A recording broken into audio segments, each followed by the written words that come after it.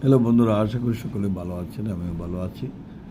যারা care giver child এবং old কোর্সে ভর্তি হতে চান, অথবা ভেটেরিনারি কোর্স অথবা ফার্মেসি সি ক্যাটাগরি কোর্স বা ডিপ্লোমা মেডিকেল অ্যাসিস্ট্যান্ট কোর্সে ভর্তি হতে চান, তারা আমাদের সাথে যোগাযোগ করতে পারেন।